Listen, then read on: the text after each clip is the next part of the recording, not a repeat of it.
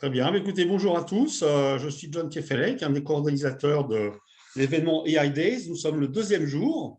Nous avons passé une très bonne journée hier à parler de l'AI dans différents métiers de la santé, de la mer, de l'industrie et également des retours d'expérience des élèves de l'école d'intelligence artificielle de Microsoft qui est sur le territoire. Et la session d'aujourd'hui est consacrée aux véhicules autonomes avec un angle un petit peu particulier parce que nous n'allons pas parler de voitures autonomes quand on pourrait s'attendre sur le sujet. Toutes ces informations sont largement diffusées sur Internet, sur ce qui se passe en Californie avec Waymo, Apple, etc. Donc, on a pensé que c'était plus intéressant d'orienter cette session sur des initiatives de véhicules autonomes développées par des entrepreneurs du territoire sur des sujets un petit peu innovants. Donc, nous avons aujourd'hui pour cette session Gauthier Dreyfus de la société Forcy et Régis Coas de l'associé Exit Taxi Rail. Donc, Gauthier porte un projet de véhicules autonomes sous-marins, de drones sous-marins, qu'il a développé simplement à la sortie de son école de Polytechnique. Gauthier, origine du Conquet, donc un vrai Brestois, ingénieur passionné par le monde maritime et de la plongée sous-marine. C'est là où il a eu ses idées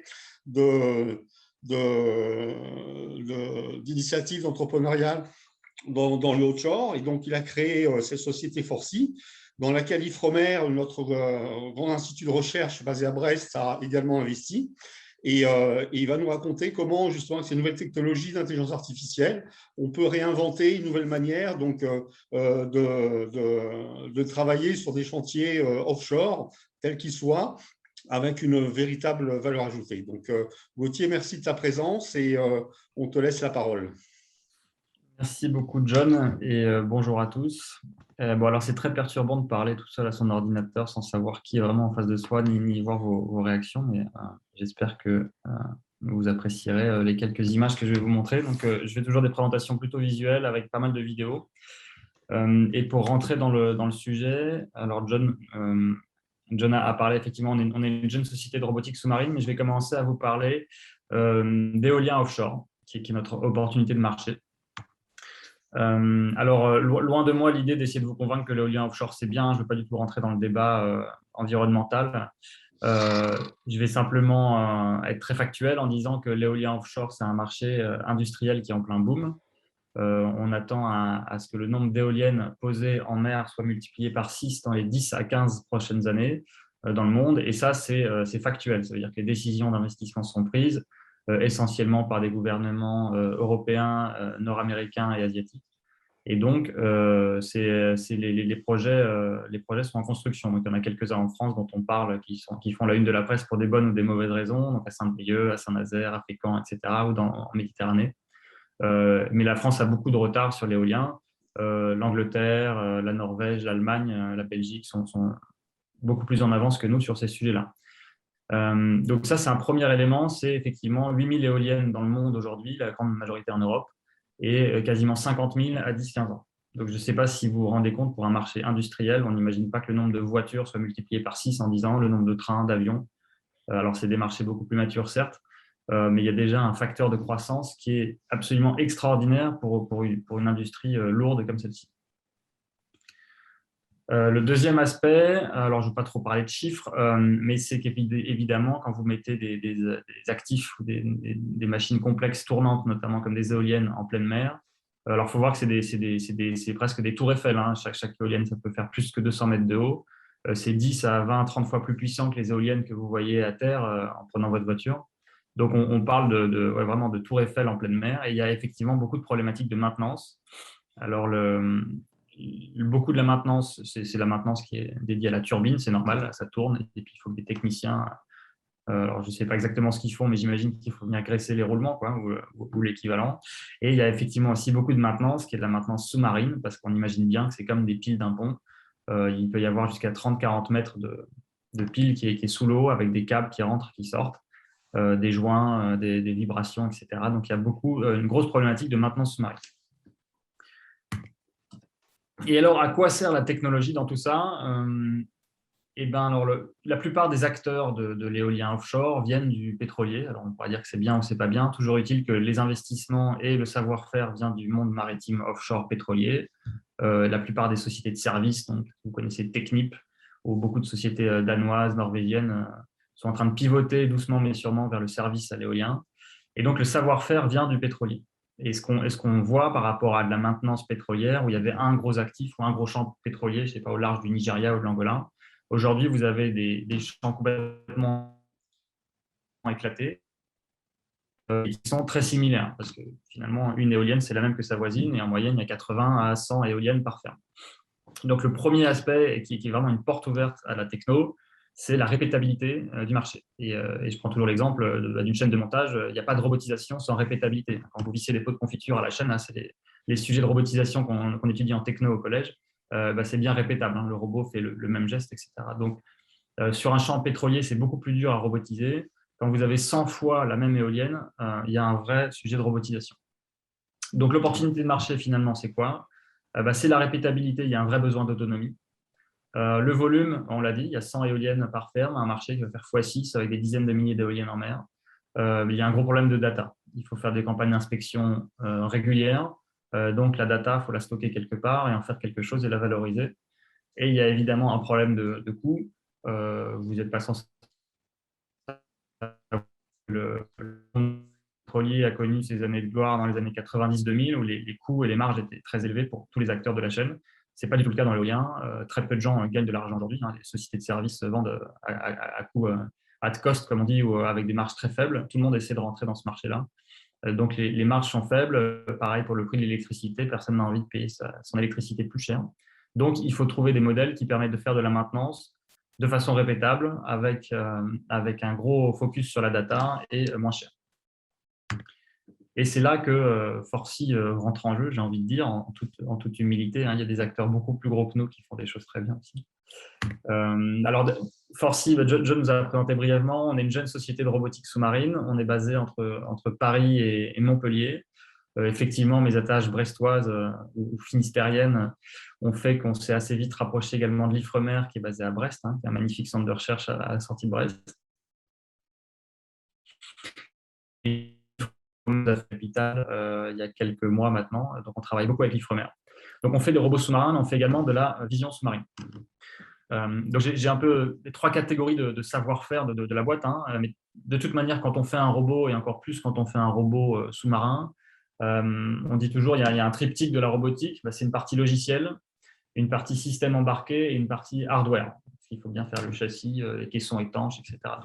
Donc on couvre ces trois compétences, mais par contre, nos valeurs ajoutées, on va dire, il y a assez peu de valeurs ajoutées dans la fabrication d'un châssis. Ce n'est pas ça qui fait la valeur de Peugeot, c'est plutôt les moteurs, par exemple, dans la voiture.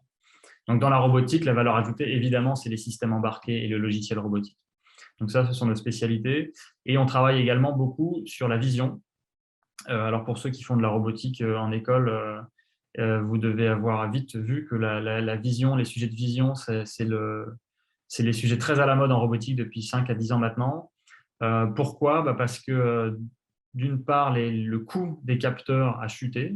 Une caméra pouvait coûter des milliers d'euros il y a quelques années, industrielles j'entends. Et aujourd'hui, vous avez des petites caméras à 5 ou 10 euros sur Amazon que vous mettez dans un Raspberry Pi et puis vous avez à 15-20 euros, vous avez déjà un robot visuel. Donc, le coût des capteurs a baissé et le coût, ou en tout cas les capacités de traitement ont fortement augmenté et sont miniaturisables. Donc, avant, pour traiter des images, il fallait, je sais pas, des grosses unités centrales ou des gros ordinateurs. Aujourd'hui, là, je me répète un peu, pour traiter une image, il y a des tout petits microprocesseurs qui ne sont pas très chers, qui sont quelques centaines d'euros, qui vous permettent de faire du calcul très rapide. Donc, l'image, c'est évidemment un sujet qu'on regarde beaucoup. Et donc, finalement, chez Forsy, on fait des robots, des systèmes embarqués et de l'imagerie. Et ça permet de faire la transition vers l'IA. Je vous passe les clients avec qui on travaille, donc plusieurs références du parapétrolier, du BTP, du câblage sous-marin, de la défense, l'Ifremer, bien sûr. Alors, notre robot, c'est une plateforme qu'on a développée depuis 3-4 ans, qui est un robot sous-marin assez classique pour ceux qui connaissent les robots sous-marins. On n'a pas décidé de réinventer la roue, de refaire des designs farfelus. Le design, c'est un design classique de ROV, hein, ça s'appelle ROV pour Remotely Operated Vehicle. Donc, c'est un robot câblé, c'est une sorte de drone câblé qui va permettre de faire des inspections visuelles.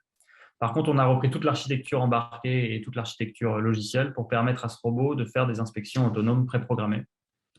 Et hop, alors peut-être c'est la première transition, je vais vous présenter une première vidéo. Alors, comment on fait? Voilà. John, je veux bien juste que tu me confirmes que tu vois ma vidéo. C'était en temps mute, mais c'est bon, non? Fais-moi signe. C'est bon, ok, merci. Et vous avez le son aussi? Voilà, donc là, on est au large de la Ciotat, donc pas très loin de Marseille, à la sortie des Calanques, et c'est là qu'on fait nos tests. Malheureusement pour Brest, c'est beaucoup plus confortable de faire les essais au large de Marseille qu'au large de Brest. Donc on a enlevé de la Ciotat, l'eau est bleue, la météo est clémente, et ça permet de faire des images marketing également. Donc on a un robot, alors ça on travaille avec une société brestoise également, positionnement acoustique sous-marin. Et le robot est dans sa cage là, et je vais parler un peu de ce qu'on fait avec les QR codes là, les QR codes dans l'image. Je vais accélérer un petit peu. Le robot sort de son garage et va réaliser une inspection autonome. Alors il n'y a pas d'éolienne au large de la Ciotat, par contre il y a une jolie épave de la guerre 3045. Et donc je ne sais pas si vous voyez en arrière-plan la turbine d'un avion.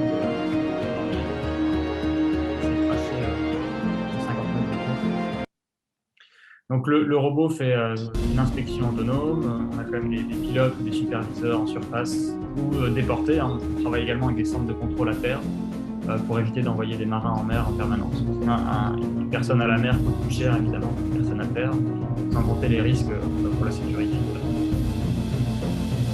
Donc les images que vous voyez là, tout est préprogrammé. On a rentré des coordonnées GPS successives et le robot suit sa trajectoire préprogrammée. Et à la fin, il faut récupérer le robot. Et donc, on va utiliser les QR codes qui sont placés sur le garage pour faire du positionnement visuel. Ça, je vais en parler juste après, c'est une spécialité. Ce qu'on appelle l'amarrage au fond. Et la mise à l'eau, récupération des engins à la mer, hein,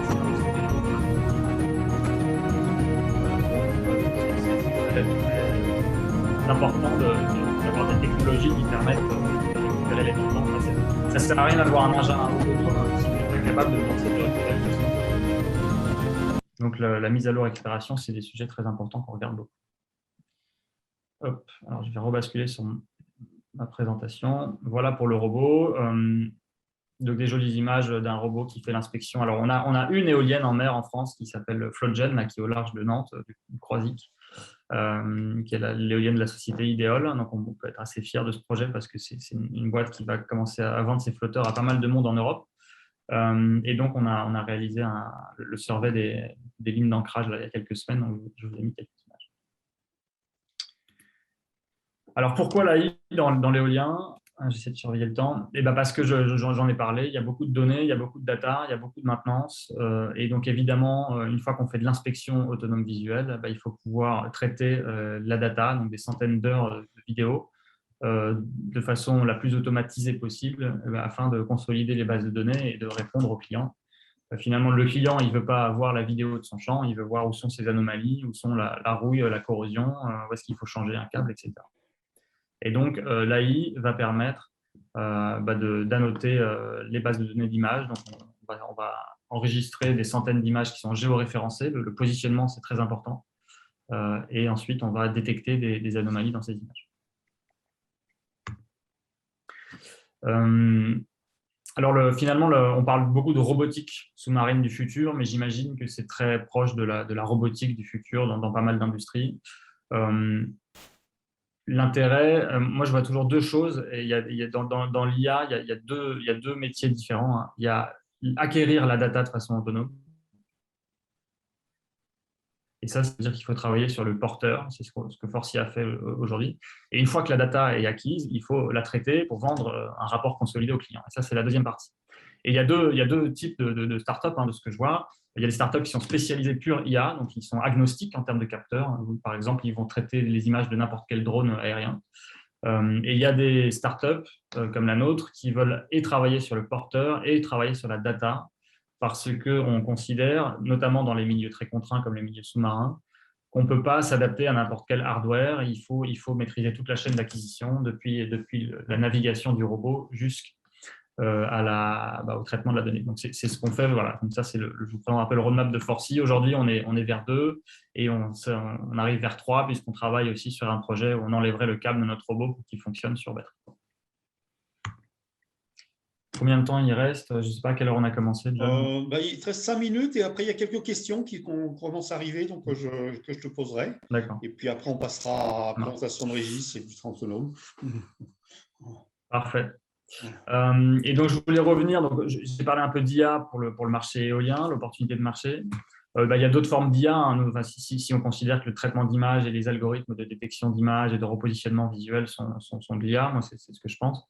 On utilise beaucoup les QR codes. Alors, les QR codes, c'est un truc qui s'est déployé à fond, même dans les écoles d'ingénieurs depuis pas mal d'années. Et il y a même donc ça, c'est un gros pétrolier norvégien qui commence à en mettre sur des stations de recharge sous-marines un peu futuristes. Donc, c'est une sorte de place de parking pour robots autonomes, un peu comme un chargeur inductif d'iPhone. Là, vous venez poser votre robot dessus et puis il vient se recharger à 500 mètres de fond. Donc, il y a beaucoup de QR codes qui sont mis. Alors ça, j'ai une petite vidéo, là, je ne vais pas vous la relancer. C'est un test qu'on a fait il y a 3-4 ans. Il y a beaucoup de choses open source. Et ça, c'est important aussi. Je m'adresse un peu aux écoles d'ingé, même à des industriels. La différence entre l'open source et un produit industriel. Donc là, c'est un test qu'on a fait en quelques jours, une centaine de lignes de code, et on avait déjà un premier positionnement par QR code. Ce qu'on a fait, c'est qu'on a retravaillé les librairies open source pour avoir plus de précision, et on a embarqué notre techno de détection de QR code dans une caméra sur étagère. Donc l'idée, c'est qu'on mette nos traitements dans une boîte noire qu'on peut soit utiliser nous en interne, soit revendre à des industriels. Donc dès que le QR code est détecté, la caméra renvoie un message de positionnement. Moi, je vais avancer relativement vite. Voilà, c'est des jolies interfaces qu'on peut proposer à nos clients. Et ça, ce produit-là, c'est plus de 20 000 lignes de code, 3-4 ans de développement avec une équipe de 4-5 personnes, beaucoup de tests, beaucoup d'itérations, beaucoup de tests en mer. Et c'était un des messages aussi que je veux faire passer. Il y a un vrai… Et c'est des choses, notamment quand on sort d'école, dont on ne se rend pas compte, parce qu'on a l'impression qu'on peut bricoler beaucoup de prototypes en quelques jours. Industrialiser un produit, c'est très long, c'est relativement coûteux. Et on pense que c'est toujours plus rapide que ce que ça l'est en réalité.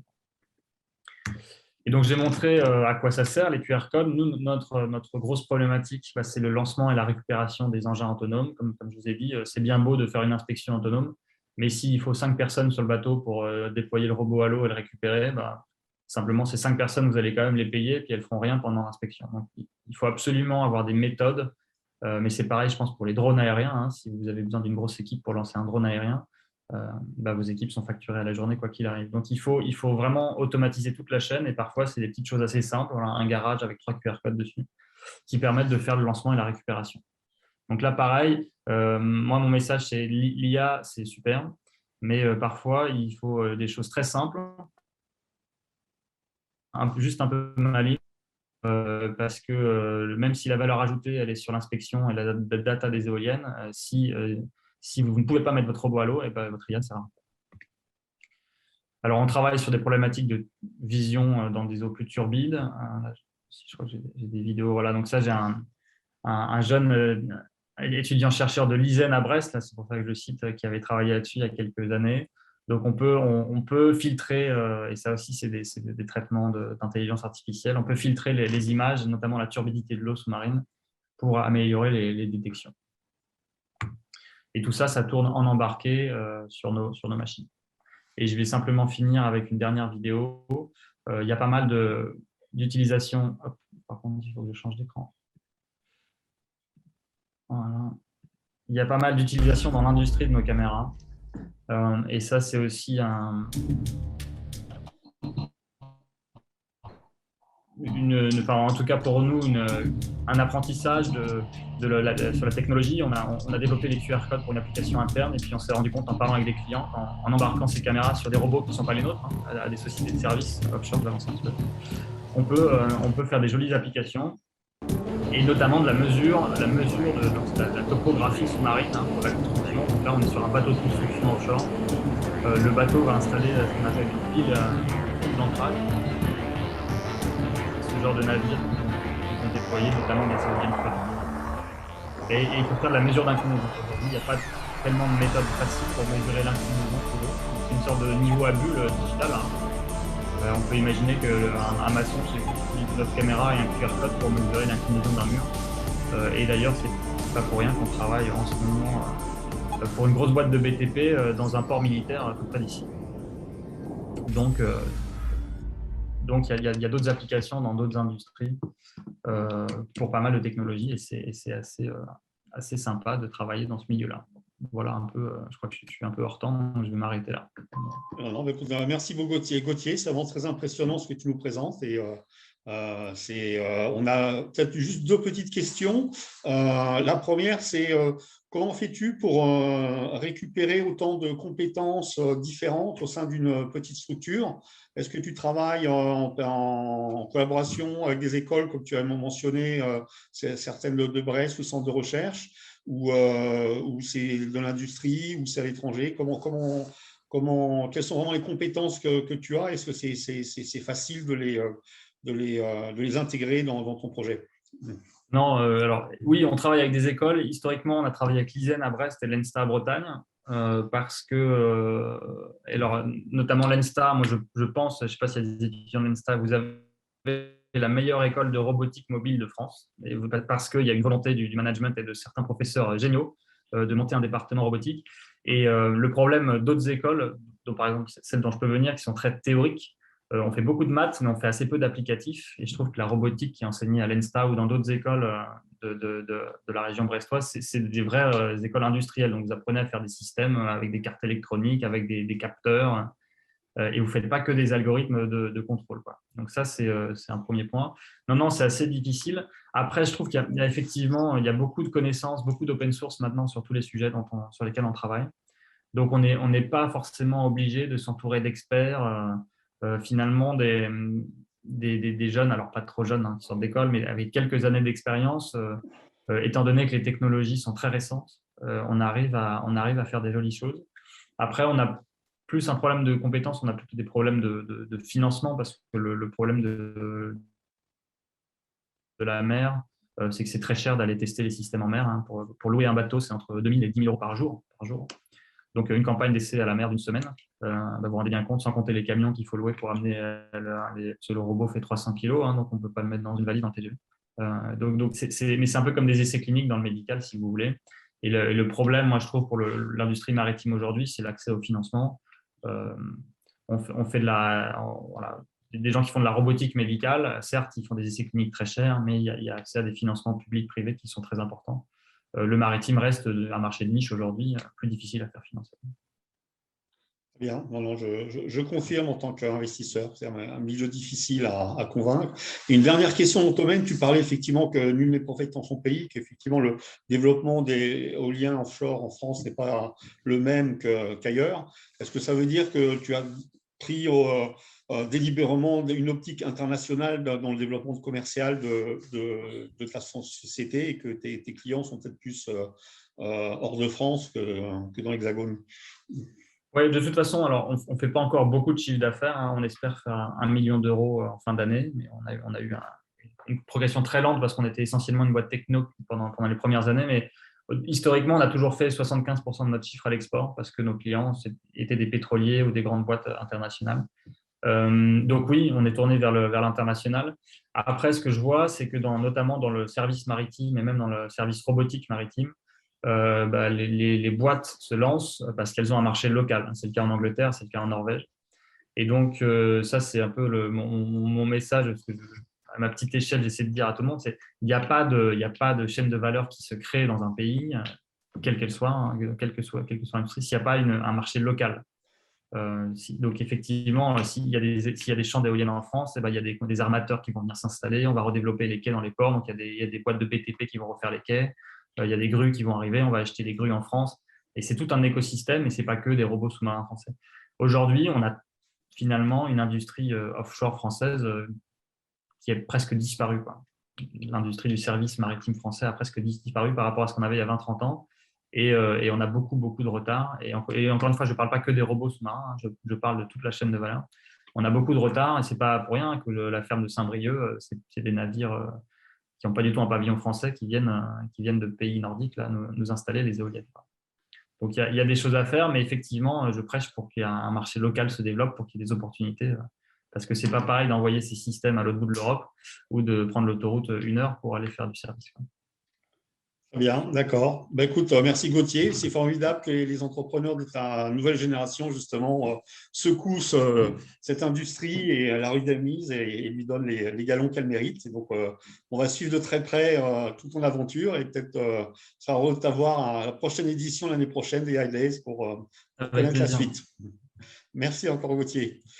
Voilà, et maintenant donc, je vais passer donc, la parole à Régis, que je vais présenter brièvement. Donc, Régis est brestois et habite à côté de Carhaix. C'est un Breton donc, diplômé du Brest Business School.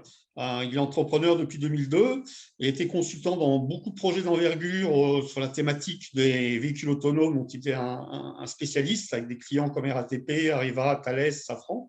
Et depuis quelques années, il développe un projet qui est très, très suivi sur le territoire, qui s'appelle TaxiRail et qui permet donc en fait de donner une seconde vie aux réseaux ferrés secondaires qui sont tombés en désuétude. Tous les Bretons connaissent bien les fameuses lignes Morlaix-Roscoff ou Carré-Guingamp ou même le tire-bouchon entre Auray et Quiberon qui sont tombés dans des études. Et avec cette nouvelle vague post-Covid, la renaissance un petit peu des territoires ruraux, c'est un sujet qui devient d'assez actualité. Donc, Régis va nous expliquer comment il a conçu donc, un système de train autonome en utilisant l'intelligence artificielle pour donner une deuxième vie à ces lignes et les rendre à la fois autonomes, rentables et pratiques pour cette nouvelle génération d'utilisateurs. Donc, Régis, je te laisse la parole. Bonjour à tous. L'écran s'affiche bien? Oui. Ok.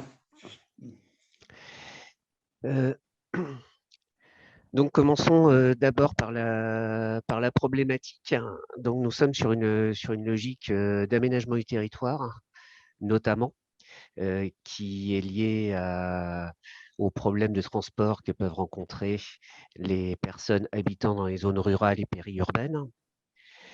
Donc, ça entraîne des problématiques liées au coût du transport. C'est ce qu'on a connu avec les Gilets jaunes, qui, rappelons-le, dans leur première motivation, avant que le mouvement devienne beaucoup moins lisible, était « OK, on ne prend plus notre diesel polluant pour aller bosser, mais on fait comment ?» Où est le report modal? Donc, TaxiRail répond à cette logique.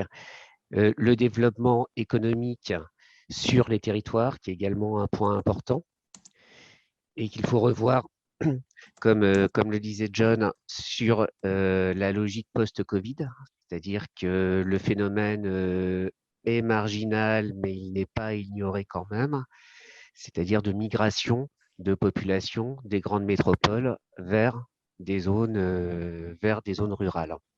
Donc ça, c'est un système qui est une opportunité économique majeure pour ces territoires et qui ne peut fonctionner qu'à 3 conditions.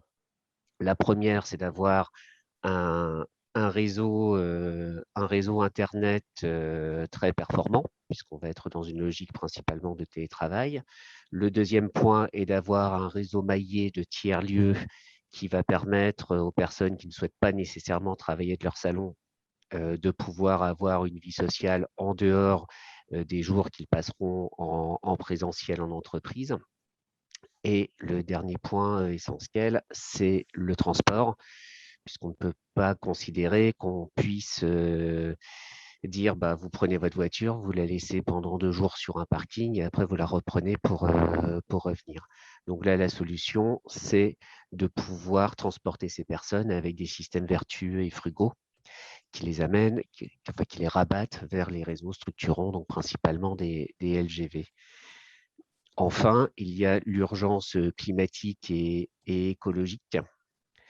Bon, ça, j'ai pas besoin de m'étendre. Tout le monde est au courant de ce qui se passe en France et de par le monde sur ces sujets.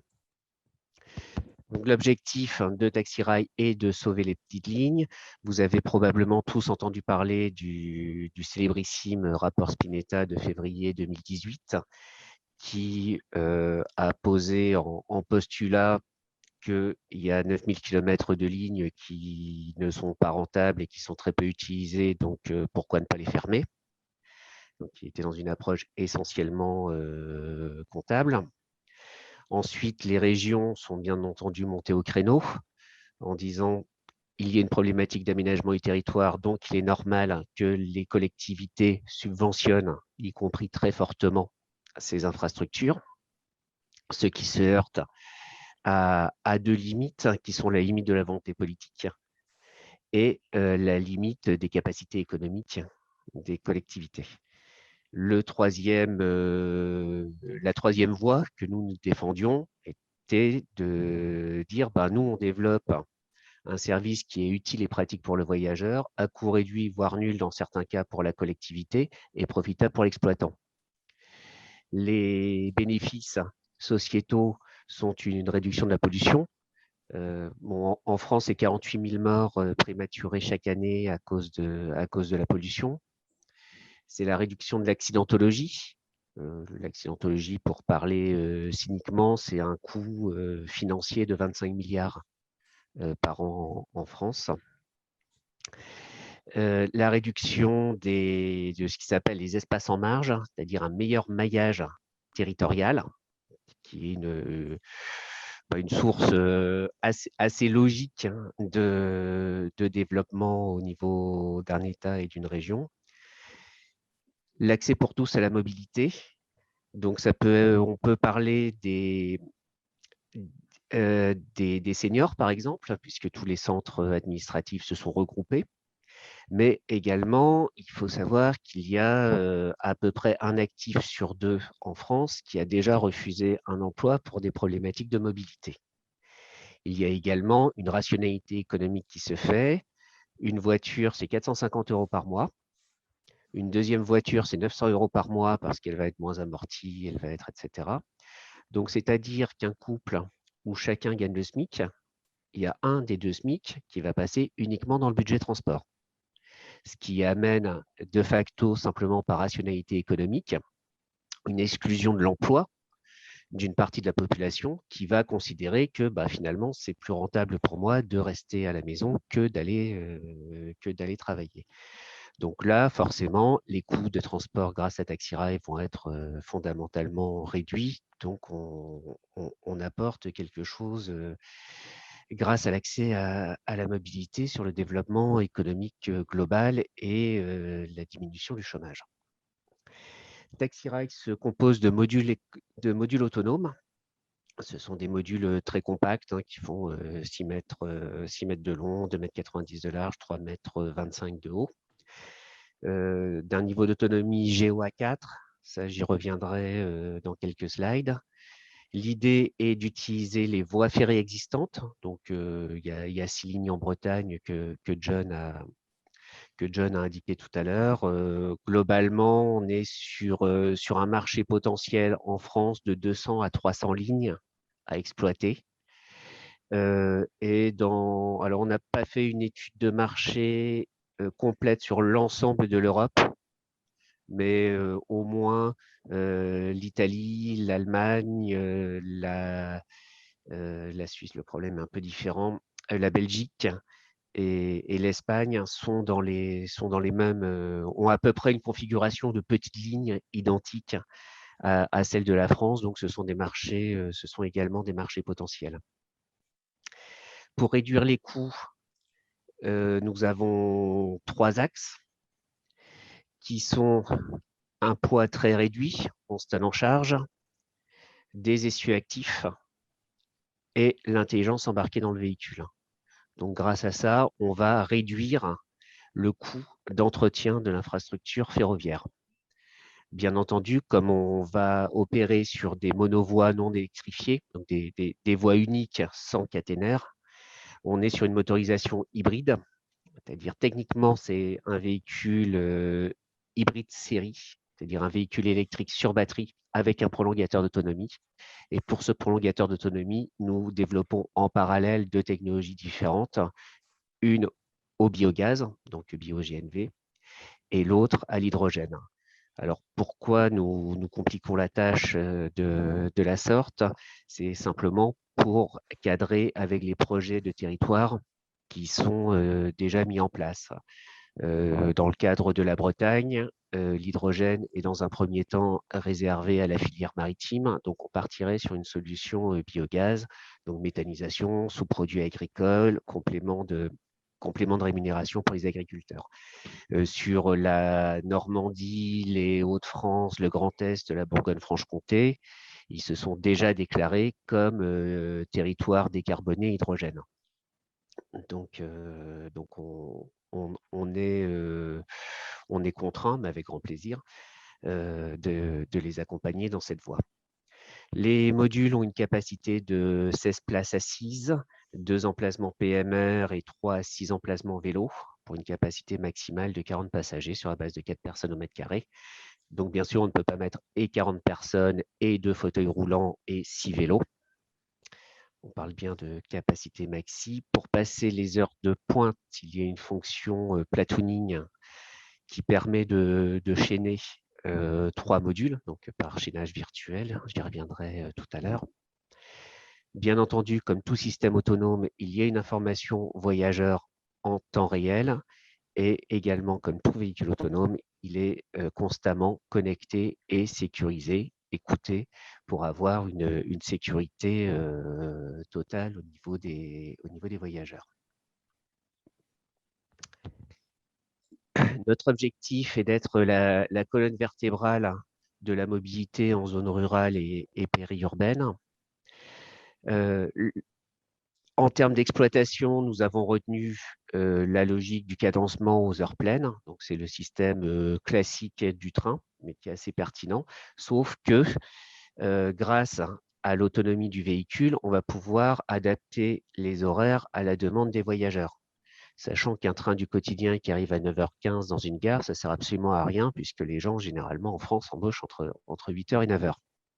Donc là, on va pouvoir adapter l'horaire à la demande réelle et non pas à des contraintes d'exploitation. Aux heures creuses, nous sommes partis sur une logique de transport à la demande, ce qui veut dire que s'il n'y a pas de demande, il n'y a pas de véhicule en circulation, donc zéro usure du matériel, zéro coût, zéro pollution. Ça permet également une amélioration du service en pouvant assurer des trajets tout au long de la journée, ainsi que la nuit et le week-end. Ce qui peut être très intéressant pour le côté déculpabilisant sur le fait d'utiliser un système de transport en commun plutôt que sa voiture personnelle, puisque finalement, quelle que soit l'heure à laquelle vous finissez votre journée de travail, parce que c'est pas toujours prévisible, mais vous êtes assuré d'avoir un taxi-rail pour pouvoir rentrer chez vous. Dans certains cas, en zone rurale, bon, vous avez une réunion qui se termine un peu plus loin, vous avez un peu plus tard que prévu, vous avez raté votre dernier train de 18h30 ou 19h, ben, il ne vous reste plus que le taxi, vous en avez pour 80 €, vous avez gagné votre journée. Dans cette logique de transport à la demande, les trajets se font soit de manière directe, soit avec arrêt. Il faut vraiment retenir la notion de l'ascenseur. On va fonctionner sur la même logique, c'est-à-dire vous allez appeler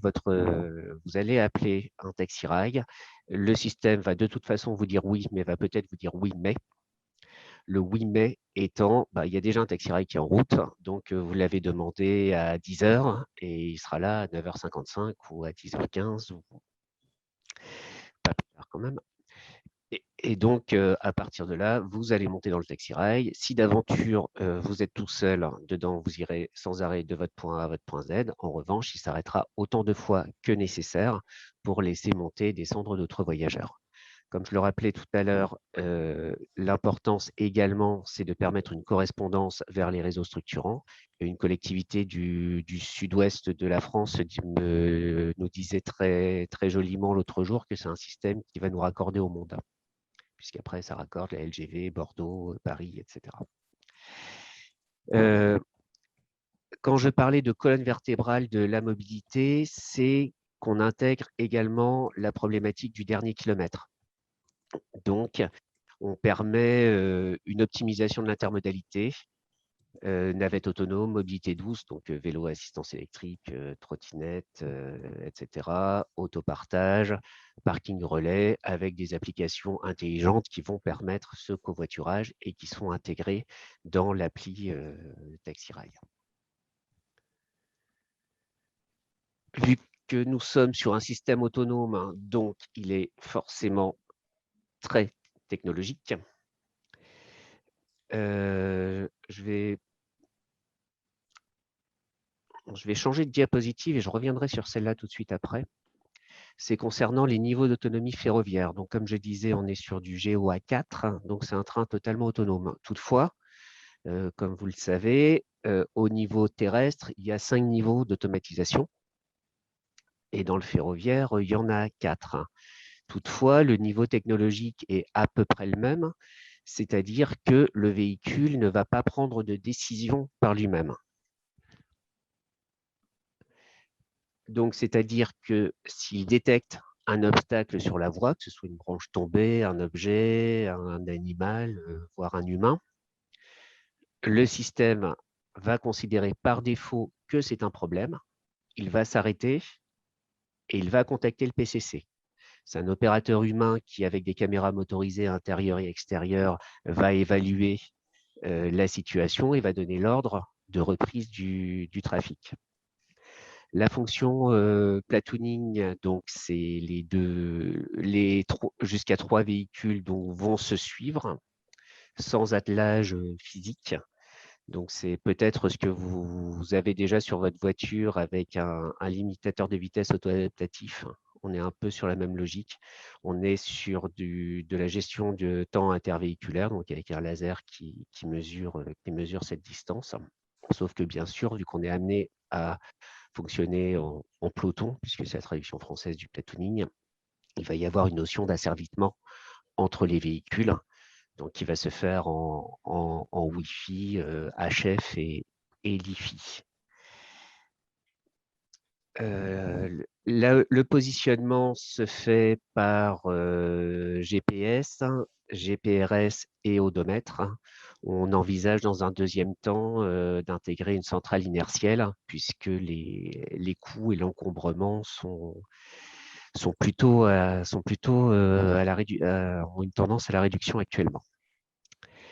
La communication vers l'environnement et notamment les passages à niveau se font, je vais le dire en bon français, souvent suivant les protocoles V2I. Donc actuellement, aujourd'hui, on est en CV2X et demain, on sera en ITS G5.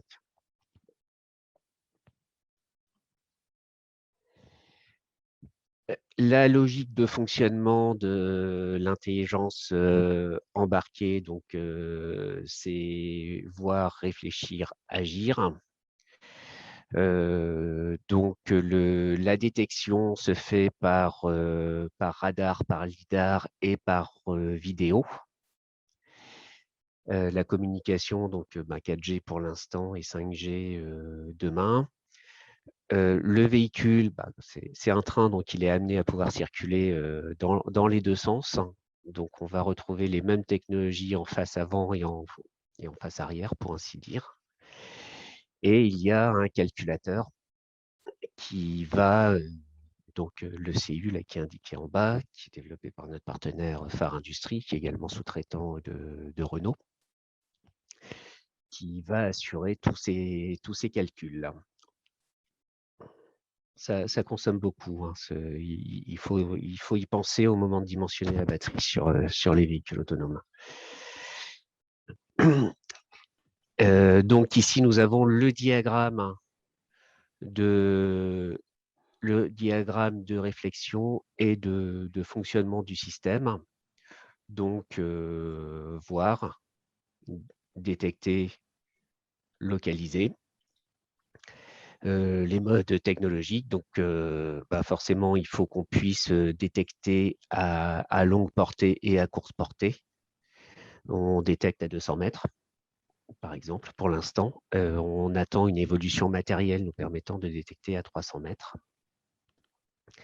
Les caméras sont indispensables, notamment pour tout ce qui est discrimination d'image, où on a un logiciel aussi derrière, qui s'applique aussi aux images intérieures, puisque forcément, on ne va pas avoir un opérateur qui va regarder en permanence l'intérieur de chaque module en circulation, sachant que ce sera en plus l'intérieur et l'extérieur de chaque module. Donc, il y a un logiciel qui les alerte s'il y a des comportements anormaux. Donc, ça peut être quelqu'un de très agité, ça peut être quelqu'un qui se déplace beaucoup. Par exemple, un homme qui rentre et qui va s'asseoir à 3 emplacements différents avant d'aller s'asseoir à côté d'une jeune femme qui est assise dans un coin. C'est peut-être de la drague sympa, mais peut-être pas. Donc ça, c'est ce qu'on va considérer comme un comportement anormal et qu'on va surveiller de près.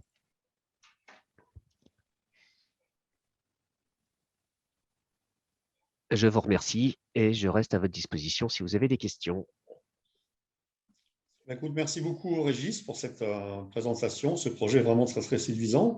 La régie m'indique qu'on peut continuer de 10 à 15 minutes notre échange parce qu'on a démarré un petit peu en retard et la prochaine session est à 10h30. Tu pourrais peut-être, comme Gauthier, faire peut-être une ou deux illustrations vidéo qui montrent le taxi rail en état de marche. Et après, on a pas mal de questions concernant le modèle économique, c'est-à-dire que quels sont les donneurs d'ordre? Est-ce que c'est la région? Est-ce que c'est le prestataire ferroviaire? Comment tu vois l'écosystème s'organiser autour de ça? Et l'autre question qu'on avait, c'était au niveau des freins. Ça paraît tellement super évident, on se demande mais pourquoi c'est pas déjà en place. Donc, quels sont les freins et les obstacles qui aujourd'hui empêchent que ce genre de système soit déployé rapidement et massivement? Pour j'ai coupé le son, la musique n'est pas très intéressante.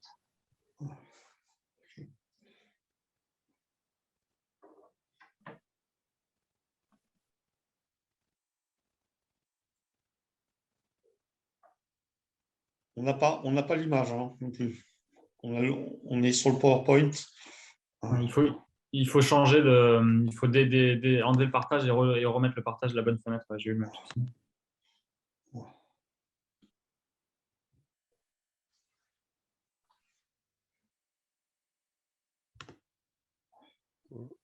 Alors, écoutez, c'est pas grave, c'est moi qui n'arrive pas à l'activer, donc je suis vraiment désolé.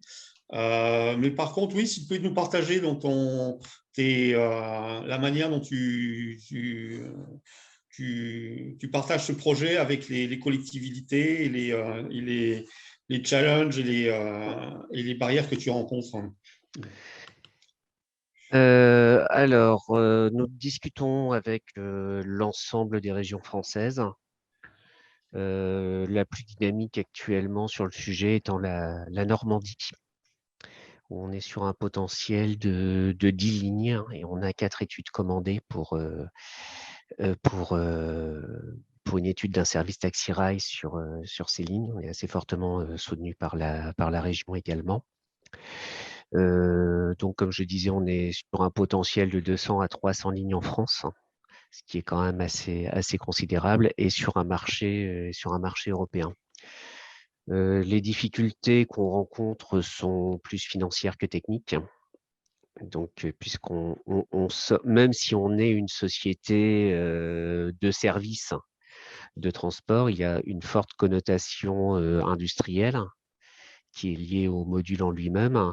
Donc, on ne rentre pas nécessairement dans les cases des venture capitalistes qui, paradoxalement, pour des aventuriers du financement, restent assez souvent dans leur zone de confort, c'est-à-dire qui est le numérique et les applis divers et multiples. Donc ça, finalement, c'est plus l'accès au financement qui fait notre délai que des considérations techniques. Toutefois, il y a l'aspect réglementaire, puisqu'actuellement, un véhicule autonome n'a pas le droit de rouler, que ce soit sur route ou sur rail, si ce n'est par dérogation dans le cadre d'expérimentation.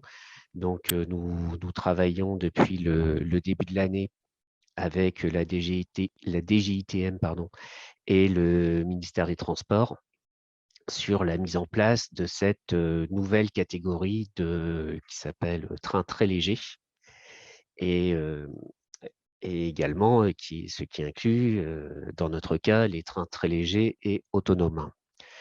Toutefois, les organismes de certification sont de bonne volonté pour aborder avec nous ces sujets, même si là, pour le coup, ils ne sont pas du tout dans leur zone de confort, puisque le ferroviaire, traditionnellement, est très lourd et très rigide, et nous sommes sur des systèmes légers et souples.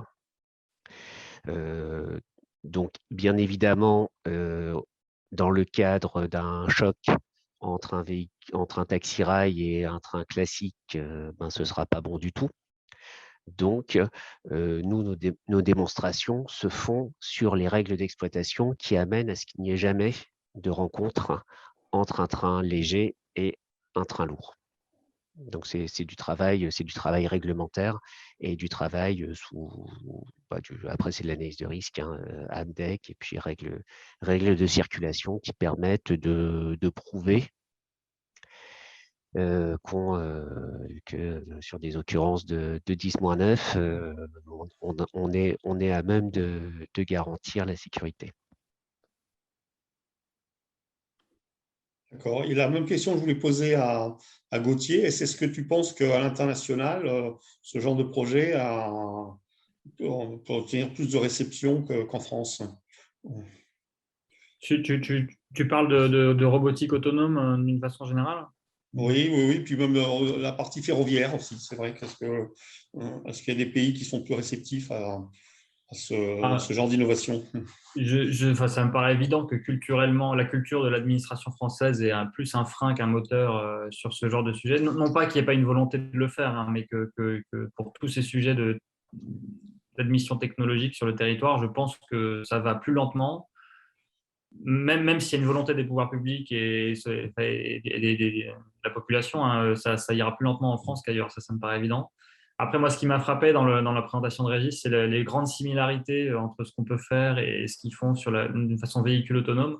En fait, on fait tous la même chose en termes de technologie, quasiment. C'est les mêmes caméras. Alors, effectivement, il y a un packaging un peu différent. Il y a beaucoup d'intégration système. Et après, c'est ce que vous en faites et quelle est l'opportunité de marché. Et on voit que c'est des aspects tout aussi importants de régulation, de bonnes idées. Il y a beaucoup de bon sens, effectivement. Il faut mettre des caméras, des lidars devant pour ne pas écraser de piétons. Et c'est souvent le bon sens qui l'emporte sur la technologie, je trouve. Et c'est un peu toujours ce que je dis, l'IA, il y a beaucoup de gens qui disent qui mettent l'IA en avant, et en fait, c'est souvent des choses très simples qu'il faut faire, et c'est des choses qui marchent, qui sont simples, quoi.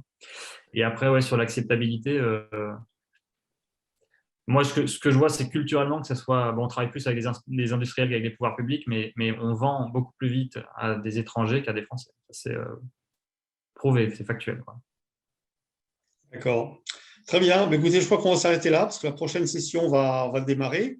Je suis désolé pour le retard qu'on a pris au démarrage. Je pense qu'on a eu vraiment un échange passionnant et très, très inspirant pour l'audience, de voir que des entrepreneurs sur le territoire français, avec des liens en Bretagne en plus, innovent pas simplement dans la voiture, mais dans le train et dans la robotique. La présentation sera enregistrée, elle va être disponible sur le site dans quasiment la semaine prochaine. Donc, n'hésitez pas à contacter Gauthier et Régis si vous voulez en savoir plus. et on va les suivre de très près ici au niveau de Brest AI pour voir leur développement et ils seront, j'espère, parmi nous l'année prochaine pour partager leur succès. Merci Régis, merci Merci Gauthier John, et merci à bien, tous. bonne journée. Bonne journée. Merci. Bonne journée.